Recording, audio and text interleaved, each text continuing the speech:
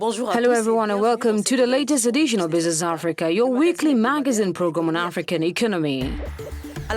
Coming up in the headlines, there is a bone of contention between Nigeria and Benin on how to stop smuggling. The two neighboring countries have divergent opinions on how to combat this phenomenon, which hinders trade. The regulation of remittance rates in the Central African sub-region, BAC, is focusing on banks while tightening the conditions for sending remittances abroad. And then the CEMAC region is still unable to come out of the economic crisis it has been experiencing for many years. Slower and slower growth is projected to reach 2.8% this year, according to the World Bank's outlook. You may probably know by now about the statement made by Nigerian businessman Aliko Dangote at the Central Bank of Nigeria's Consultative Roundtable on growth on June 8 in Lagos, Nigeria. No country can survive with a neighbor like Benin, he said in reference to the smuggling ongoing at Nigeria's next-door neighbor, which is partly responsible for the African giant's poor economic performance. Benin has reacted strongly to these allegations through Ramode Wadakni, its Minister of Industry and Trade, who does not exempt his neighbor from the same act of smuggling. Benin's Minister of Industry and Trade hit back at the Nigerian businessman Aliko Dangote following his comments on drastic measures against Benin to protect the Nigerian market. At the Central Bank of Nigeria's Consultative Roundtable on growth in Lagos, the minister reiterated that a country cannot rely on unidirectional smuggling. The Nigerian businessman said it is imperative for his country to take drastic measures against Benin in order to protect Nigerian market from harmful re-exports from its neighbor. And in the face of this scourge, no serious government can fail to react. And for the past 3 years, the Beninese government has been fighting fraud. Already at the customs level, we have strengthened the customs staff, where we have called on about 50 soldiers who now work in symbiosis with the customs officers, always to fight against fraud. The government has taken serious measures today to figure this issue. In its defense, Porto-Novo says Nigeria is responsible for unfair competition in its country.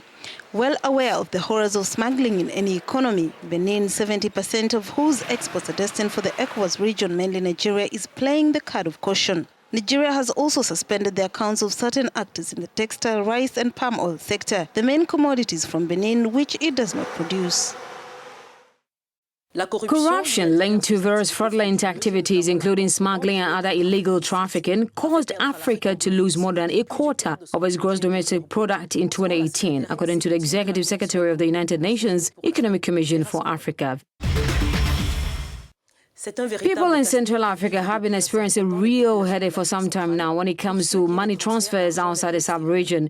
The situation is unlikely to improve anytime soon due to the new measures taken by the Bank of Central African States, which wants to set the maximum rate of transfer fee in order to halt the phenomenon of capital flight. Nassis and Ronald have the details.